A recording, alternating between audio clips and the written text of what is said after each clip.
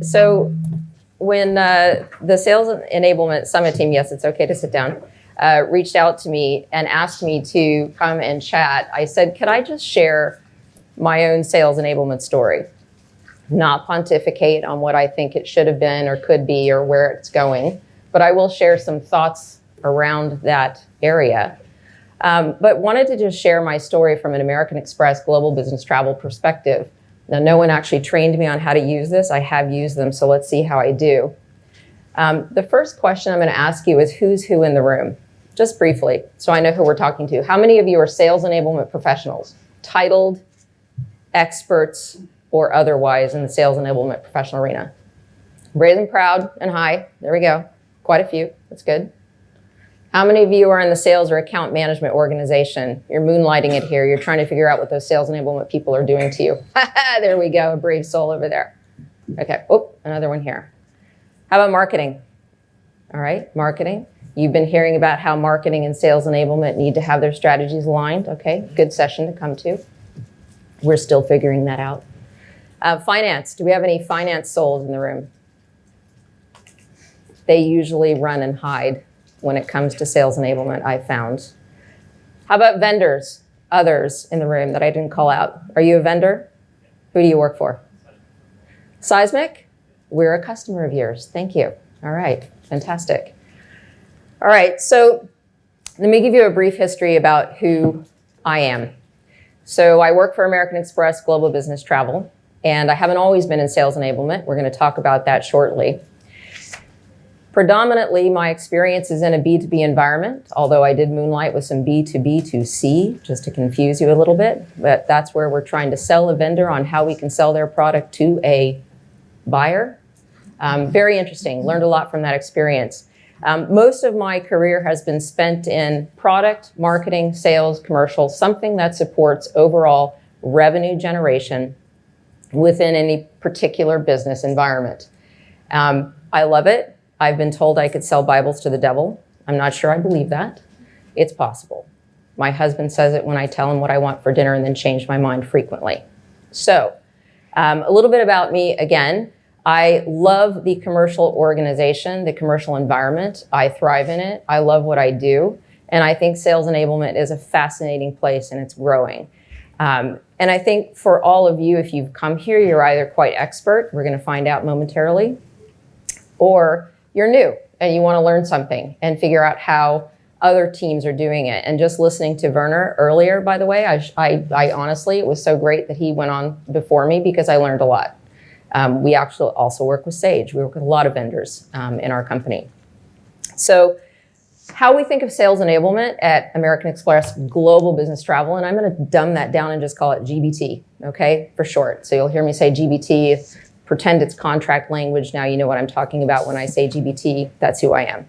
So we actually focus on collaborating with all different teams within the organization across GBT. And this has been important, and I'll talk a little bit more about the history of how this came to be. But we focus on that robust collaboration and around commercial evolution and how we can create efficiencies. And efficiencies are important, especially as we're asked to do more with less. So what does that mean for us in terms of global sales enablement at GBT? So we start with performance and analytics. That means that my team is responsible for all of our sales incentive planning and scorecard planning. So client management scorecards. And by the way, when I say commercial, we think, and when we say sales, we also think sales and client management because our organization is divided into those two different camps from a commercial perspective. So we oversee all the performance and analytics, and that includes all of the commercial performance reporting that rolls all the way up to the board. We also oversee sales process and tools. That probably doesn't come as a surprise to you. And listening to Werner earlier, we have our own tech stack. So that includes Salesforce.com. I'll share with you a little bit about what we're doing there. Think rebuild. And CPQ, CLM, content management systems, etc. We have quite a few different tools in our tech stack. And sales process is something that's been really important to us, and I'll talk to you about that in a little bit. Communication and change management, huge. So this is something else that falls under my team's remit and is important because how can you effectively acquire or retain clients if you don't know what you need to say to them at any moment in time, when industry changes, political changes, environmental changes, financial changes happen, how do you keep your sales and client management organization up to date? So that's been an important part of our team and an add to our team since I took on GSE a number of years ago. The other piece is the change management component, because as a business, we continue to evolve. So it's not enough to teach your people how to sell, teach them how to retain, and help them improve and coach them through that, but also make sure they can manage through change. Incredibly important, because there's no single business that doesn't evolve year over year. And then last, and definitely not least, is learning and coaching. And this I won't even describe, but we'll talk about that briefly. The good news is we've been really successful. The downside of that is we have a growing remit as a result. So all of the things that we do as a group continues to just create a longer line at the lemonade stand. More people wanting GSE involvement. That's what we call ourselves, Global Sales Enablement. More people wanting GSE involvement because they see the value that we are bringing forward to the business on a daily basis. But like every business, there are always those kind of cost pressures, and we have to manage to those. And we have to prioritize what we focus on, and focusing on the right sorts of things, again, that drive greater sales and greater retention. That's our mantra within GSE. Okay. Let me take you, I said, a little history. I know they asked us to share a little bit about what we wanted to talk about. And I thought I would also prepare you for holiday trivia. How many of you actually play holiday trivia at your family's homes or friends' homes? Don't be bashful. We all do it. Shameful. Yes. I don't know if you're any good at it. I won't ask. I'm not, much to my husband's dismay.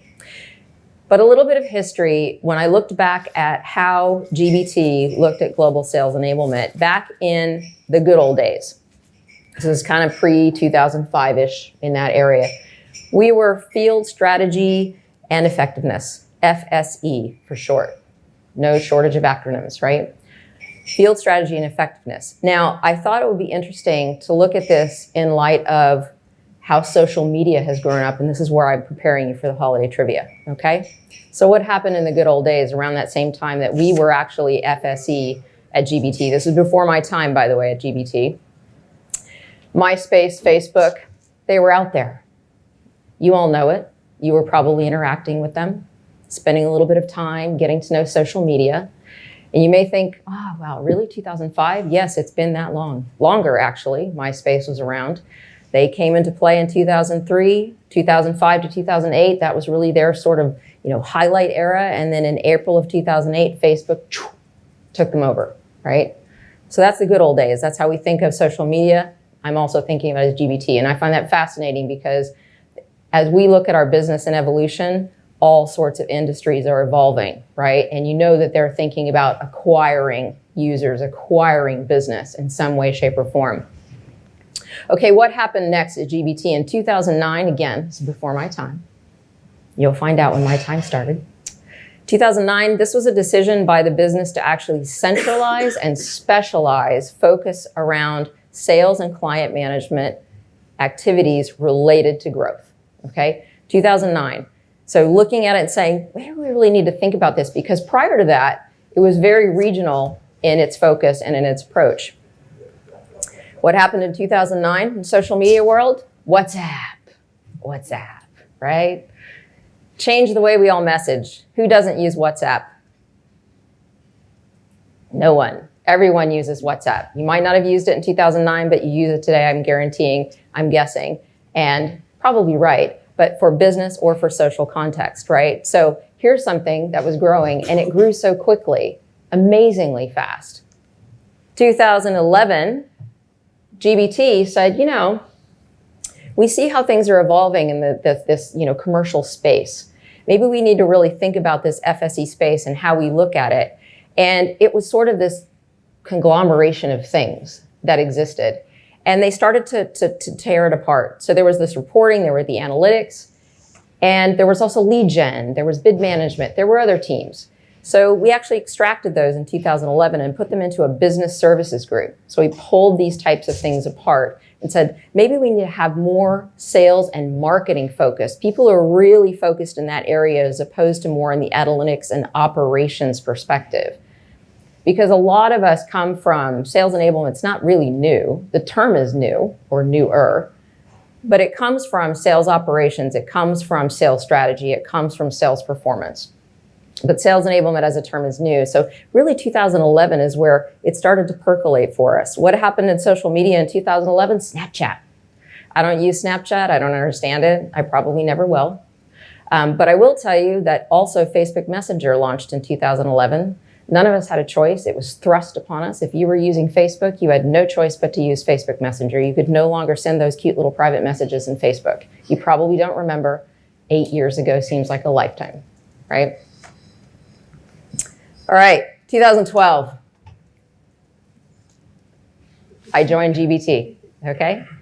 April 2012. Banner year, by the way, for social media. I will share with you that was actually the year that Facebook acquired Instagram.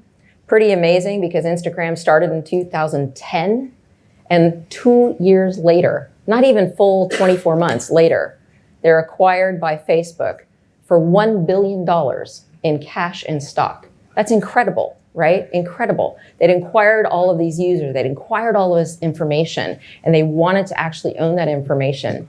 $1 billion less than 2 years later. Does anybody know what the first photo ever posted on Facebook was? No, excuse me, Instagram? Food? Okay, that's a good guess. Anybody? Guesses? Come on. Not asleep. Coffee. Got more out on the break. Cats. Ooh, so close. Anybody want to make a third guess here? One more guess. No? Nope. A picture of $1 billion. That would have been nice. No, it was a dog, actually. And technically was not the first photo. Apparently, the very first photo was earlier in that day, posted by Kevin Systrom's partner of South Beach. And then he posted this at 9:24 p.m., the day that they launched. This was his test photo, and it was his dog.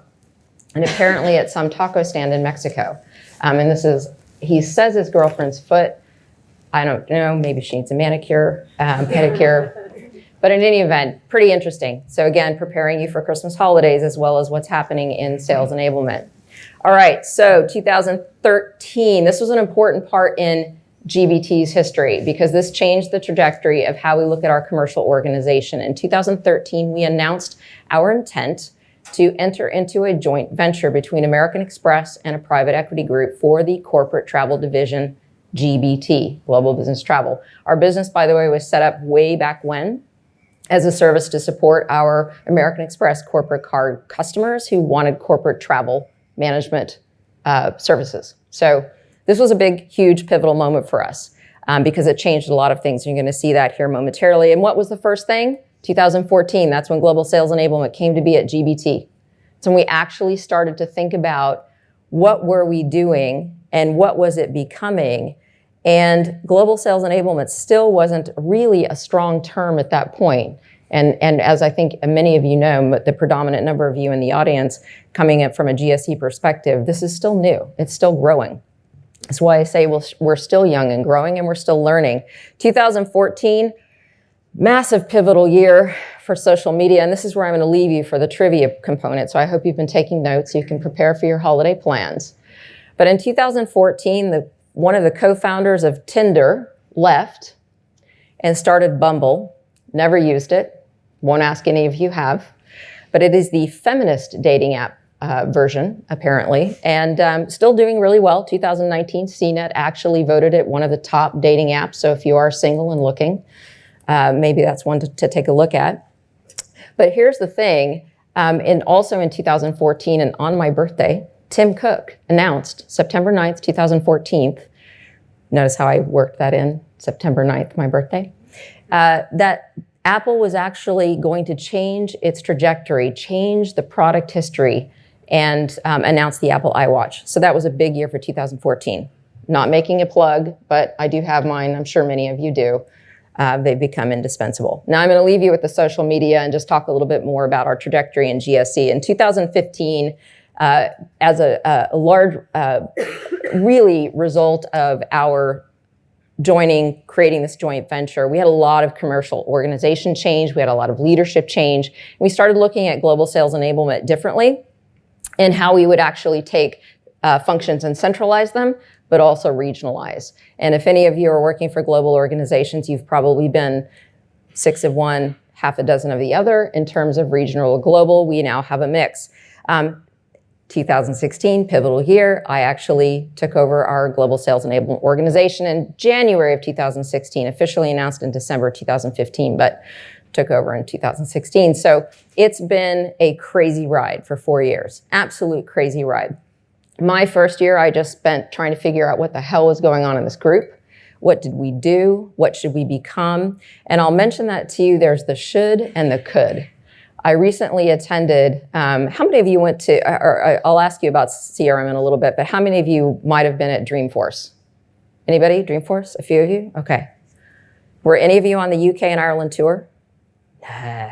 So you saw the PwC presentation and the Harvard professor, and they talked about the could and the should and the could. It was awesome. It was amazing. So we definitely need to focus on what we should do, but we also need to think about what we could do. And I thought that was brilliant. It was also at a winery. That was helpful. We had the winery came. Sunshine. Yeah, glorious sunshine. It's true. So first year, figuring out what to do. Next, looking at how we conducted a number of different things in our organization, and that included our learning and coaching environment. We actually had a learning process that was fail until you pass. And I have a little bit of an education background in the college environment, and there was no such thing as fail until you pass. You either pass or you fail. It's one of the two, right? And if you don't pass, then you need to perhaps go back and study again. And if you still can't pass, perhaps you need to have a conversation with your leader at that point. So we introduced formal leader assessment and coaching. We actually saw, after we launched this first year, 16% increase in our tenured sales team members being able to further attain quota and exceed quota. So a huge uplift. We also centralized all of that communication and change management. There was a lot of noise in our commercial environment, so bringing it into one place, being able to curate the information was incredibly important. 2018, lots more things that we did over these past few years, but customized sales process and account planning. Through this process alone, especially for account planning, because we deal with some very, very large businesses as customers, hopefully some of you are some of our clients, $520 million in expansion and product upsell revenues just by introducing formal account planning process, identified and is starting to be executed against.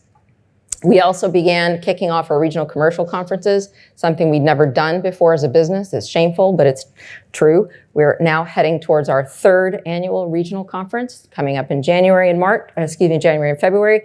And 2019, and again, this is just a snapshot, we launched a formal content management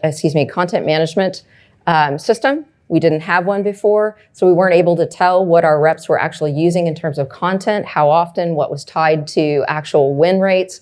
What was really working for our sales and client management organization. And we are actively engaged in replatforming Salesforce.com. It has been a year-long endeavor, longer than that, to get the financing for it. If any of you have had Salesforce.com for a while, you probably are or wish you were replatforming. We will launch that at the beginning of 2020. So it's been a huge focus for this year. So a little bit about where we've been, and maybe that ties to some of what you've actually experienced. So I'm going to ask a question here. How many of you are newbies or an oldie but a goodie, as we say in the US? How many of you are in your first year in sales enablement? I knew there would be some newbies here. Okay. Are you scared? No? Excited? Yeah. That happens in the first year. Everyone has that glow. 1 to 3 years. Toddler years. Okay, 1 to 3 years. There we go. So you still have a little bit of a glow. Rose-colored glasses, maybe a little bit bruised, but all right. 3 to 5 years. A bit more experienced. Okay. What I love about this, right there, those first 3 categories, quite a few people in. It's still such a growing environment, a growing space. 5 to 10 years, so this is the tween years. Yeah, you guys are jaded, aren't you? Yeah. All right, I could teach you a thing or two. Who falls into this category? Yeah, Werner, there you go. Stand up, be proud, own it, okay? You've been around. I was impressed. Your presentation. All right, so it's good to know where you all are in the room, right? Some of you are really new, some of you are sort of new, and only really one of you is like an antique. All right. So there are no shortage of facts and figures that you can look at. And I read facts and figures constantly, both about our business and also what's happening, generally speaking, in a sales or client management environment. And I'm going to throw up a few for you here. In 2024, it's expected that the sales enablement platform market is going to be $2.6 billion. That's impressive. That's less than 5 years from now, given that we're chasing rapidly towards 2020 in just a few short weeks. Now, when I also look at stats, I think about, well, what do I, as I look at my own condition, and I would encourage all of you to think about as well, is how do you look at your organization and understand what stats are meaningful? Because it can become very confusing. Again, there are no shortage of them. So right now, current average tenure of a VP of sales is 19 months. Now, what contributes to that? Well, most likely that on average, 50% of their sales reps are attaining quota. That's not a very good number, right? I'm not talking about exceeding quota. I'm just talking about achieving quota.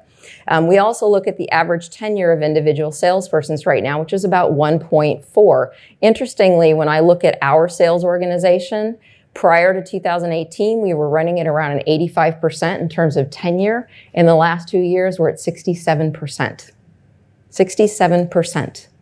And that's what's happening in the sales environment. And that's really fascinating to me because what do I need to do to make sure our sales reps stick around longer? Why are they leaving? Some other interesting things I look at too, velocity, pipeline. These things are really important to me, so I'm sharing a few of these stats with you. 54% versus 32%. The number of top performers versus average performers, not even low performers, because it's lower than 32, friends. Lower than 32 if you're a low performer, who actually listen versus talk in conversations. Listen versus talk. 40% of, greater than 40% of salespeople who actually say prospecting is one of their biggest challenges, and largely comes down to the last figure you'll see here, which is about a third of their time is all they have to spend towards prospecting, because the rest is taken up on administrative, non-prospecting, non-sales type of tasks and environments. These are important to me because as we look at our sales organization since 2015 and 16 in particular, when I stepped into this role, we have driven down the number of bottom performers, driven up the number of top performers. However, our overall number of sales team members has shrunk, but our revenues haven't. Our revenues haven't. So it's about squeezing more, better, faster, stronger out of what you have. Last thing, cost pressures. No one's willing to invest in cost center environments. And some sales enablement organizations are actually tasked with targets and some aren't. But at the end of the day, anytime you increase the cost of acquisition or retention, there's always going to be that cost pressure. And after the recession in 2008, we saw many groups, not just sales enablement. Sales enablement wasn't even, sales enablement really at the time. It was maybe called something else. These were luxury groups, especially for training and coaching. And if you consider the fact that I think it was IBM, I'm not sure the study, but 87%-ish of what you learn in a classroom, you lose within a month of walking out the door. I'm sure many of you have heard this statistic, and it's true. At the end of the day, learning has to be iterative, it has to be multi-channel, and it has to be just in time. You will never remember everything you've learned in a classroom, and neither should you. If you think back to how you learned as a student and in university, you learned just in time. Some of us just to pass an exam, right? You do what you have to. All right, last thing, CRM as enabler. I find this really fascinating. I have a question for you upcoming. 25% of respondents agreed that a CRM actually can actually improve productivity, but 47%, and this is a particular study that was done by CISO Insights, actually indicated that they had an adoption rate of greater than 90%. And I heard somebody ask Werner, the question about how do you ensure adoption of technology. In our environment, we are finding it's going to be a stick, not a carrot. maybe the carrot will come later. But adoption is tough. Our sales team members, they've got their own minds. They are teenagers, right? They want to do what they want to do. Last question for you. How many of you actually have a CRM in place? Okay. Does anyone not have a CRM in place?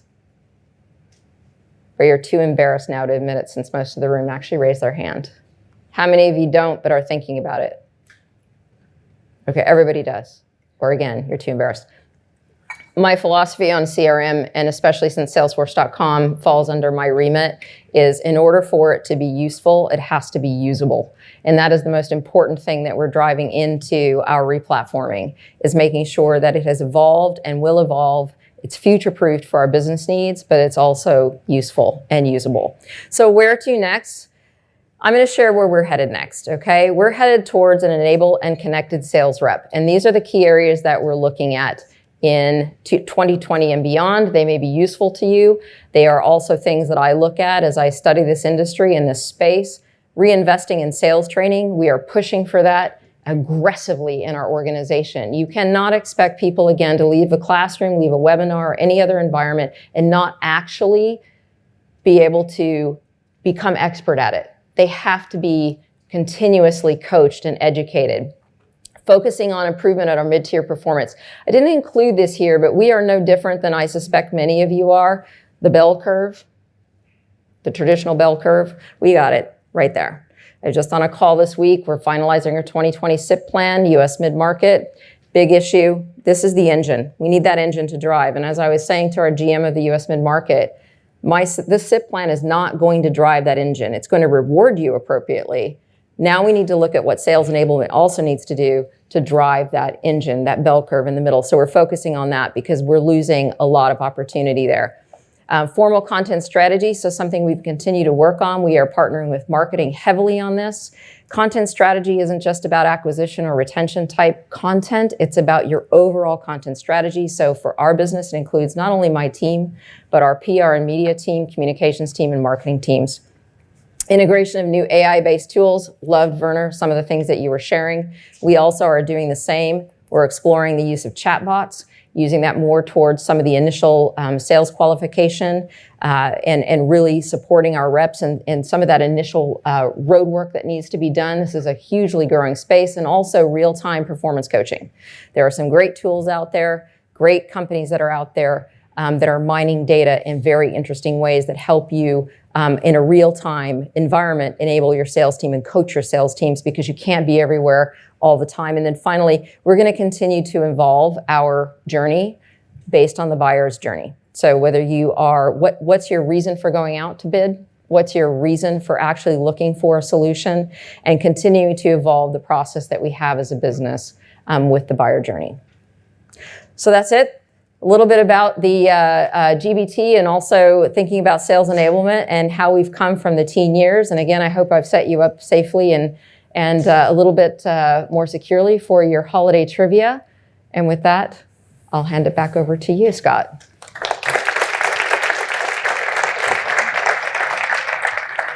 Any questions?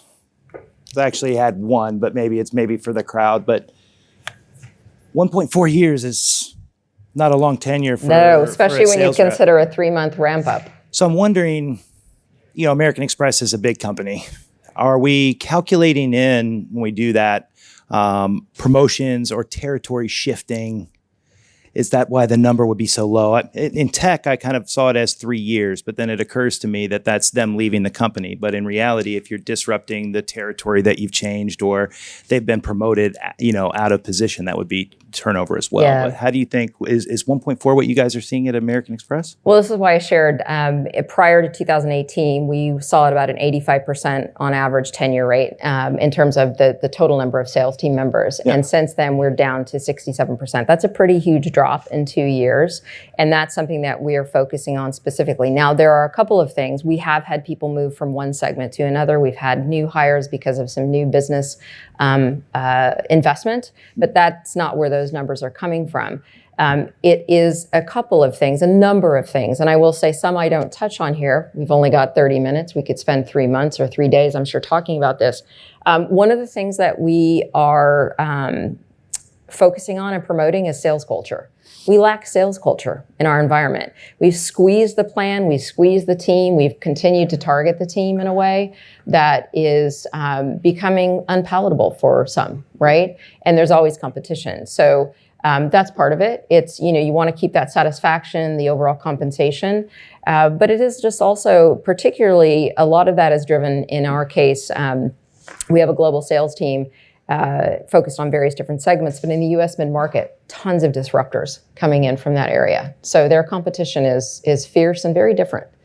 Yeah, I think for us at least, the sales culture was the first thing we needed to do from a transformation perspective, at least at Progress, right? If your marketing is moving towards a DXP model and they're thinking customer first, in order to align to that, you do have to build that sales culture first, I think. So I think that's an important step, at least for us. Definitely for us. Well, thank you so much. All right. Thank you. Thanks, everyone.